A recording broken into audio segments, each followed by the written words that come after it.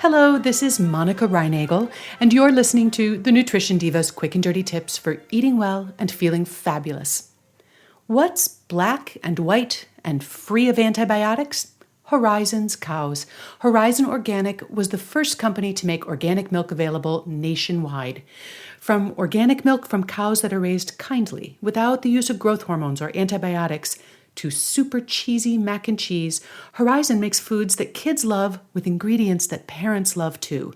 Look for the Horizon red carton of milk in your dairy section and visit horizon.com to see what else Horizon has to offer families. That's horizon.com. My friend Debbie writes, "Can you talk about the concept of net carbs? I see this listed on the front of the package for some foods. It seems to be the total carbs minus the fiber.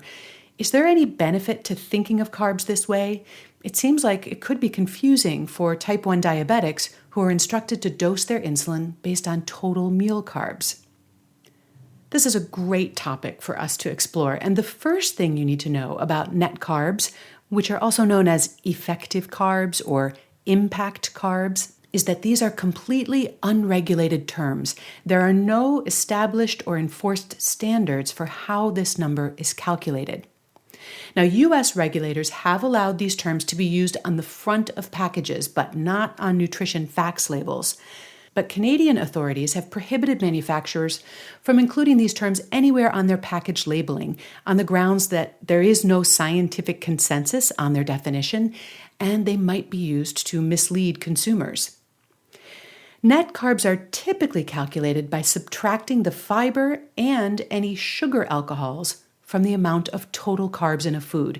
And the idea here is to distinguish between sugar and starches, carbohydrates which have about 4 calories per gram and cause your blood sugar to rise when you eat them, and other types of carbohydrates which are much lower in calories and have less of an impact on your blood sugar. Fiber, of course, is found in whole grains, fruits, vegetables, legumes, nuts, and seeds. And although fiber is technically considered a carbohydrate, the human digestive system isn't able to break it down to release any energy or calories. So fiber passes largely undigested through our systems, although it does provide a food source for the beneficial bacteria that live in our intestines, and it has other benefits as well.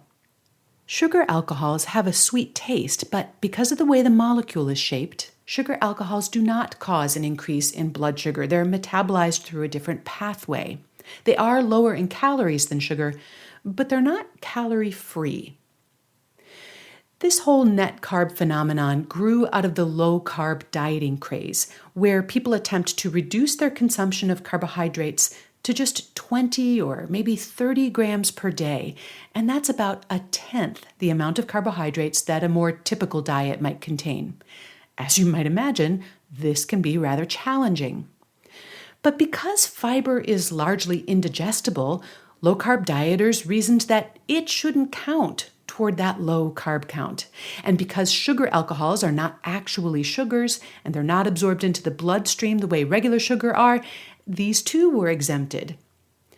Food manufacturers jumped on board the low-carb bandwagon in a big way, creating all kinds of bars and shakes and other processed foods specifically for low-carb dieters, and they used that net carb figure as a marketing device.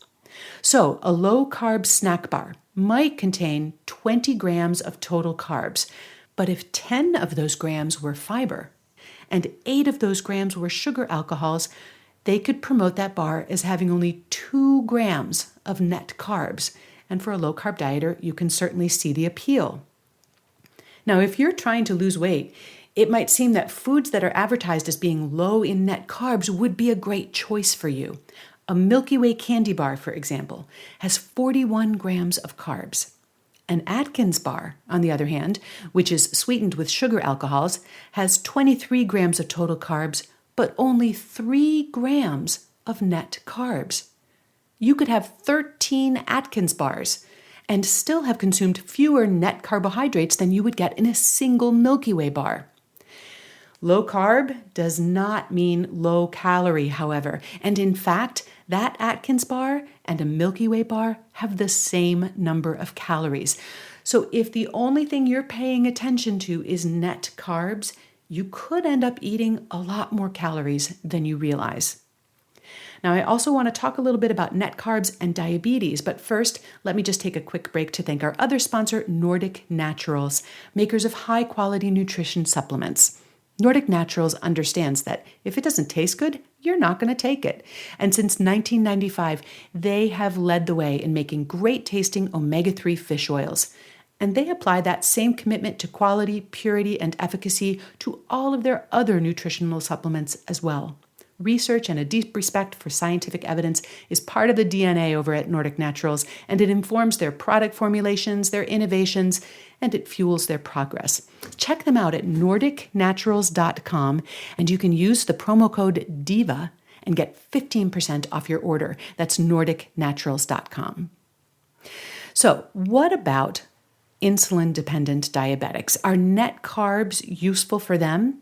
As Debbie mentioned, diabetics who require insulin to regulate their blood sugar are taught to calculate their insulin doses based on the total amount of carbohydrates in a meal. But should they count an Atkins bar as 23 grams of carbs or as 3 grams of net carbs? Neither. Although calculating your insulin needs based on total carbs works pretty well for whole foods, it's really not as reliable when dealing with highly processed foods where the ratio of digestible and indigestible carbohydrates has been drastically manipulated. If you were to base your insulin dose on the total carbs in this type of food, it could result in your blood sugar levels dipping too low. But basing your insulin amount on the net carbs could result in too low a dose. Sugar alcohols do have less of an effect on your blood sugar, but they don't have zero effect. And in large amounts, they can raise your blood sugar levels. So the bottom line here is that diabetics should tread carefully with foods where there is a double-digit difference between the total and the net carbs. Here's the thing. Although whole foods that are naturally high in fiber and or low in sugar could be described as being low in net carbs, I have yet to see a Jerusalem artichoke or a bunch of collard greens with a net carb label attached to them. The foods that are touting their net carb credentials are almost always highly processed foods.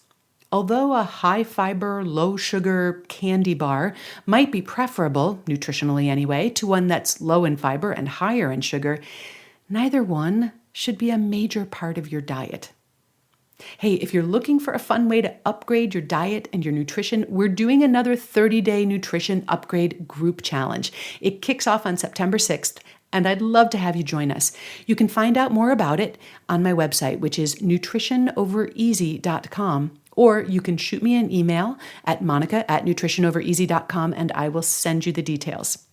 You'll find a transcript of today's show at nutritiondiva.quickanddirtytips.com, where you'll also find a complete archive of all 396 episodes of the Nutrition Diva podcast. You can also leave questions and comments there, or you can always find me on the Nutrition Diva Facebook page. And now have a great week, and remember to eat something good for me.